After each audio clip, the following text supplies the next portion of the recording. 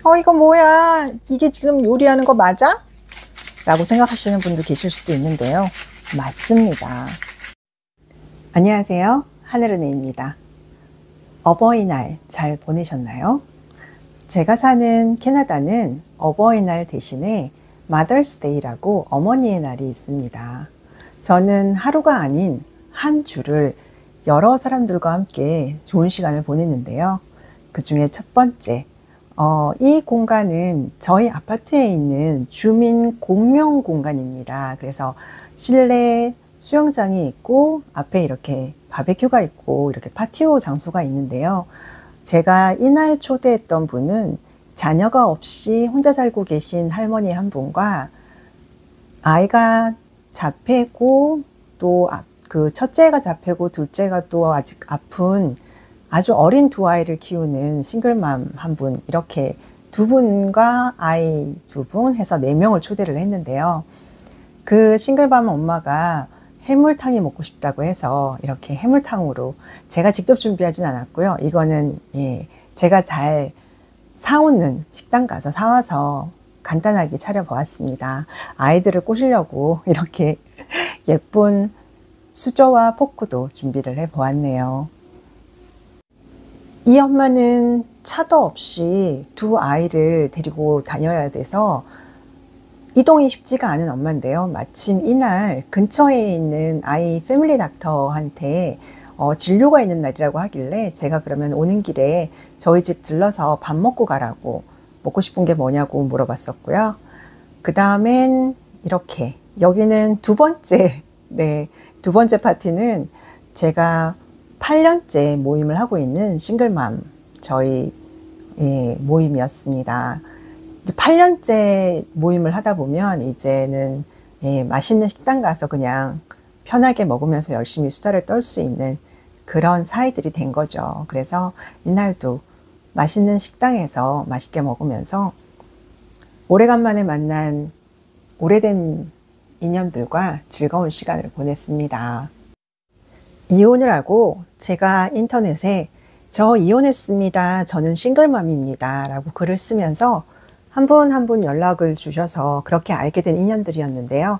그렇게 저희가 모임을 만들고 같이 매달 만나고 파트락도 하고, 그리고 아이들을 데리고 여름에는 캠핑도 가고 크리스마스 때는 크리스마스 파티도 하고, 그리고 아이들은 아이들끼리 연령대가 다름에도 불구하고 다 같이 너무 잘 놀아주었고, 그래서 처음 함께 아이를 키우면서 서로가 서로에게 힘이 많이 되어 주었던 그런 사람들인데요. 아이들도 제 아들처럼 다 큰 집도 있고, 또 그때 나이가 어렸던 엄마는 싱글맘들은 재혼을 해서 지금 또 새로운 아이를 키우고 있는 그런 엄마들도 있고, 그런 모임으로 벌써 8년째 이어가고 있는 좋은 인연들입니다. 처지가 비슷한 사람들끼리 모여서 함께 연대를 하며 살아간다는 게 얼마나 삶에 큰 위로와 힘을 주는지를 제가 직접 경험할 수 있었던 그런 모임인데요. 그래서 제가 늘 싱글맘들께 주변에 함께 할 수 있는 다른 싱글맘들을 찾아보세요 라고 적극 권유하게 된 그런 이유이기도 합니다. 제가 그렇게 8년을 이들과 함께 하며 아이를 함께 키워보니 좋더라고요. 한 달에 한 번 모여서 얘기하면서 정말 남들에게는 얘기를 해서 이해하지 못할 그런 많은 싱글맘으로서의 사는 삶의 애환들을 정말 하면 하고 알아들어주는 그런 존재들이 있고, 내가 겪는 이 힘듦과 아픔을 나보다 더 힘들게 혹은 덜 힘들게 일 수도 있겠지만 그들 나름대로의 삶의 무게로 짊어지고 가는 사람들과 함께 연대해서 살아간다는 게 참 좋더라고요. 그래서 그런 커뮤니티 주변에서 한번 만들어 보시라고 정말 권유해 드리고 싶은데요. 이곳은 저희가 거기서 식사를 하고 이렇게 공원으로 나와서 공원에 돗자리를 펴고 아이들과 함께 놀았습니다. 이때 갓 돌을 지난 애랑 17개월 된 아기가 나왔었거든요. 그래서 그 아기들을 보면서 저희가 참 또 세월의 무상함을 느끼기도 했었습니다. 캐나다의 여름은 공원에서 시작해서 공원에서 끝이 납니다. 이렇게 다른 민족들도 모임을 많이 하고 바비큐 파티를 많이 하는데요. 그래서 저희도 싱글맘들끼리 모여서 파티를 해서 참 좋았었습니다. 자, 그럼 오늘 영상의 메인 이벤트 바비큐 준비를 해보겠습니다.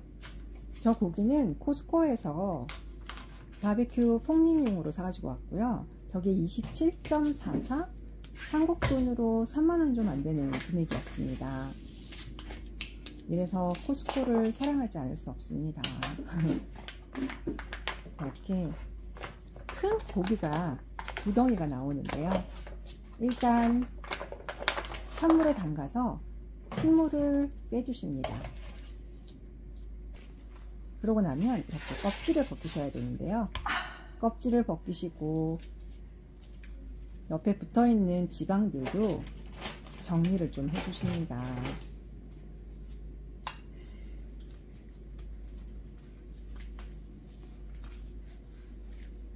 손으로 잘 안 뜯기면 가위로 자르셔도 돼요.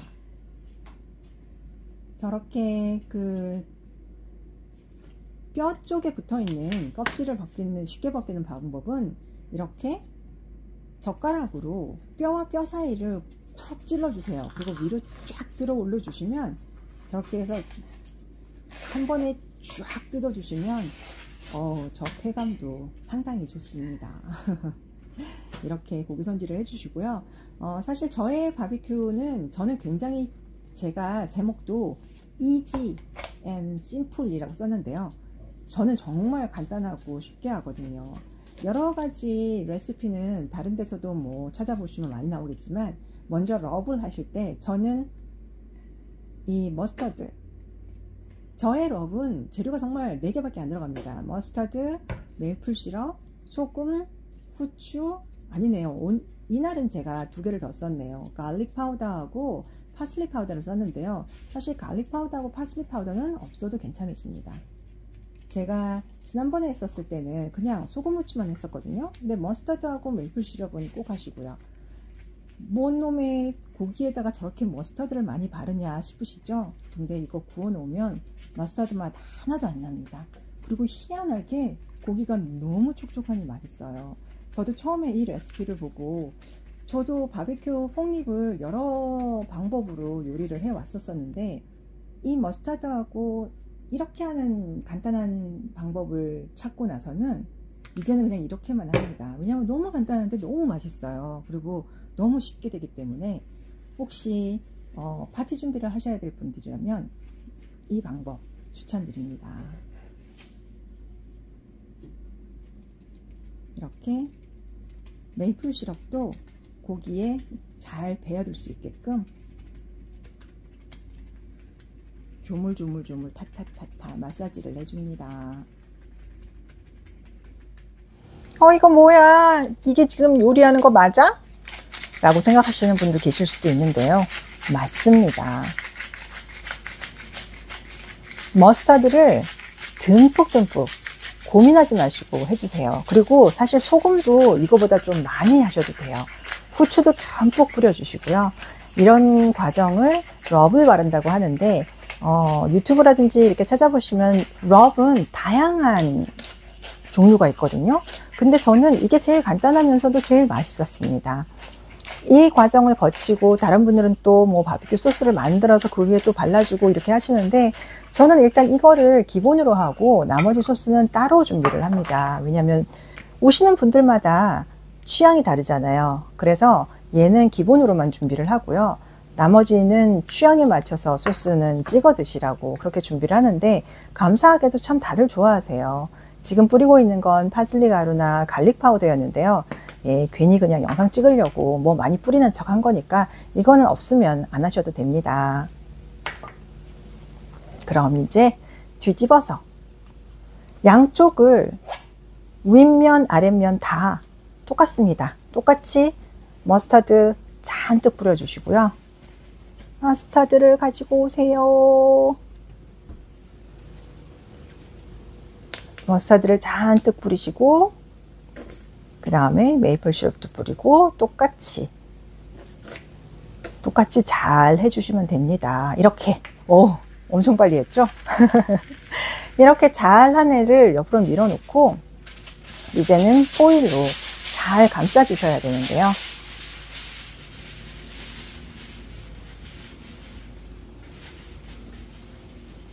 이때 바비큐 온도는 150도에서 2시간 반 정도입니다.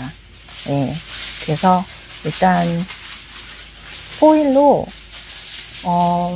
저는 포일을 2번 정도 감쌌는데요. 이때 사실 포일이 얼마 안 남아서 2번밖에 못 했는데, 포일이 집에 넉넉하게 많으신 분들은 더 많이 감싸 주실수록 좋을 것 같아요.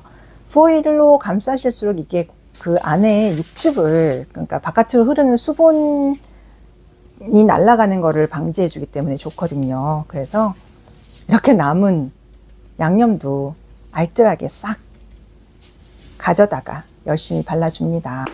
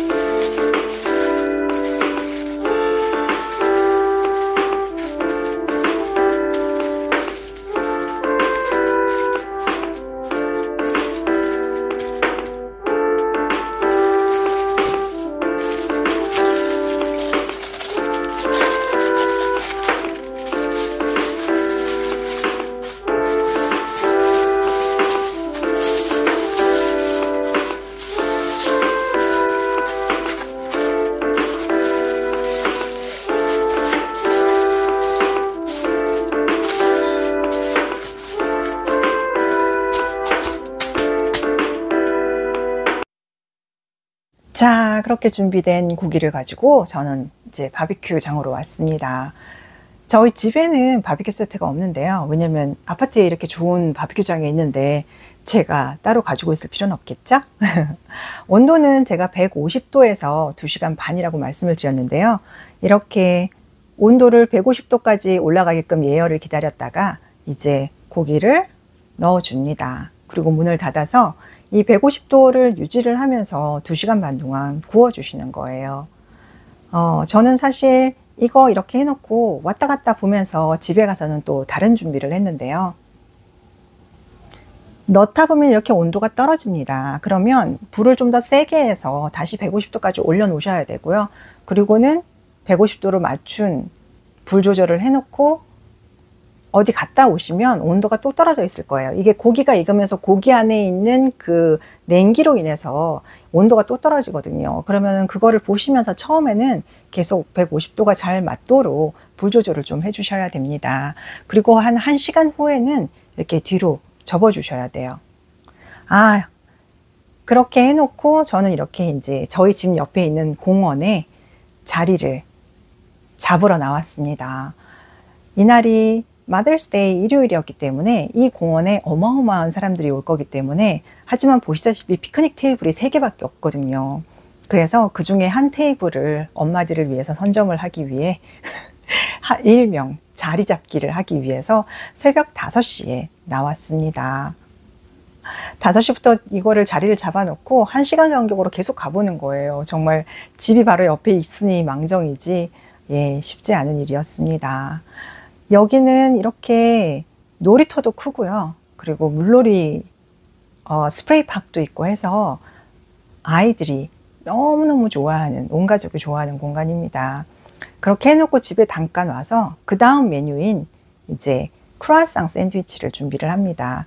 보통 마요네즈에 머스터드에 뭐 여러 개 넣어가지고 소스 만드시잖아요. 근데 저는 캐나다에는 그냥 이렇게 만들어 놓은 허니 머스터드 소스가 맛있어서 저는 이 디종 머스터드로 만들어 놓은 소스를 사가지고 왔습니다. 그래서 그냥 시판 소스 바로 발라줍니다. 크루아상 빵도 코스코에서 사왔어요. 그래서 이렇게 소스를 바르시고, 소스 바른 빵에다가 물론 양상추라든지 뭐 여러 가지 야채가 들어갈 수도 있겠지만 저의 오늘 주제는 간단하고 쉽게니까 일단 집에 있는 그냥 스프링 믹스, 제가 아침마다 먹는 거죠. 이 아침마다 먹는 스프링 믹스에다가 치즈, 허브 치즈 써봤는데요. 허브 하바네로 치즈를 이렇게 반 잘라서 치즈를 그냥 턱턱 넣어 주시고요. 그리고 로즈메리 햄을 준비를 했습니다. 그래서 그냥 로즈메리 햄 접어가지고 이렇게 2장 정도 넣어 주시면 타다! 정말 쉽고 간단한 바비큐 요리죠. 예. 왜냐면 고기만 있긴 좀 뭐하니까 샌드위치도 하나 정도는 있어야죠. 이렇게 해가지고 이 정도 넉넉하게 준비를 합니다. 이거 준비해 놓고 또 가서 고기 뒤집고, 이제 이게 한 2시간 반 정도 지냈을 텐데요. 아주 잘 익은 거를 불에다가 그냥 바로 불향을 좀 입혀주기도 하고요. 그러고는 집에 가져와서 이렇게 마무리를 지었습니다. 보통 다른 분들은 여기서 이제 소스 발라서 또 구우시는데 저는 앞에서도 말씀드렸다시피 소스를 따로 준비를 해 놓습니다. 그래서 취향껏 뭐 매운 소스도 있고 케찹도 있고 막 그렇고요. 그리고 이렇게 샤크리 보드를 준비를 했습니다. 아무래도 엄마들이 오시는 그런 모임이니까 샤크리 보드 하나 정도는 있어야 또 서로 얘기하면서 핑거푸드를 먹기가 좋아서요. 이렇게 세팅을 해 놓고 오실 엄마들과 아이들을 기다렸습니다. 보통 캐나다에서 마더스데이에는 엄마들이 밥을 하지 않습니다. 그래서 엄마를 대신해서 남편이나 다 큰 자녀들이 아침을 준비를 해서 침대에 있는 엄마한테 갖다 주는 게 어떻게 보면 전통 그런 일인데요. 그래서 저는 아이가 많이 자란 싱글맘들은 초대를 하지 않았습니다. 왜냐면 그 아이들이 엄마를 챙겨줄 수 있으니까요. 하지만 아이가 어린 아이들이 3살, 5살, 10살 밑으로의 아이들을 데리고 있는 엄마들 같은 경우에는 아이들이 마더스데이가 뭔지, 뭐 엄마를 어떻게 챙겨야 되는지 모르잖아요. 그래서 그런 싱글맘들을 마더스데이에 초대를 해서 제가 대신 이렇게 식사를 준비를 해 주었습니다. 제가 혼자서 아들이 어렸을 때 캐나다에서 키우고 있을 때 제일 힘들었던 날이 마더스데이였거든요. 그때 기억을 하기 때문에 아마 이런 일을 할 수 있는 것 같습니다. 오늘의 메뉴 이렇게 크루아상 샌드위치랑 샤큐리보드랑 그리고 샐러드가 하나 있는데 그 뚜껑을 못 열었네요. 이렇게 해조류 샐러드에다가 파프리카, 오이, 그리고 이 까만 밥은 아이들을 위해서 짜장밥을 준비했습니다. 짜장밥이랑 그리고 바베큐 폭립까지 이렇게 준비를 하고 엄마들과 아이들을 기다리고 있었네요. 캐나다의 마더스데이는 늘 일요일입니다.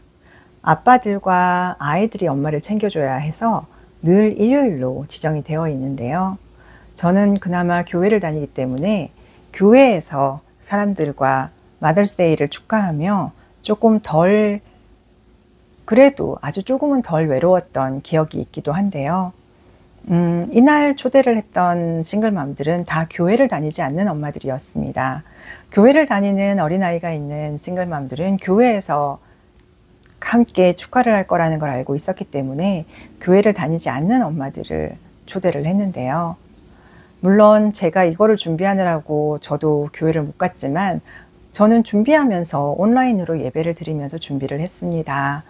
저는 일요일날 꼭 교회를 가야지만 거기서 하나님을 만날 수 있는 게 아닌 이렇게 이웃을 섬기면서 하나님을 만날 수 있을 거라고, 하나님이 여기도 함께 하실 거라고 믿었거든요.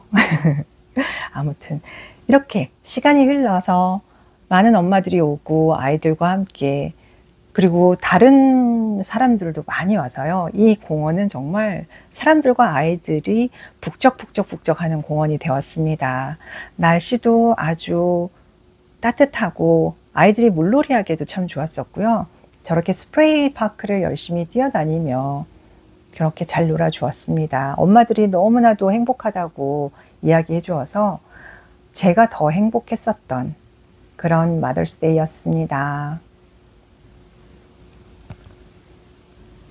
어느 분께서 댓글로 왜 이민을 권장하냐고 얘기하셨는데요. 저는 이민을 권장하는 게 아닌 이미 와서 살고 계신 분들, 이미 오신 분들께 함께 잘 살자는, 그런 함께 잘 사는 한인 커뮤니티를 만들어 보자는 이야기를 하고 있는 겁니다. 그런 시착으로 저는 싱글맘 커뮤니티를 하고 있습니다. 여러분, 오늘도 영상 봐주셔서 감사하고요. 모두 축복합니다. 행복한 하루 되시길요.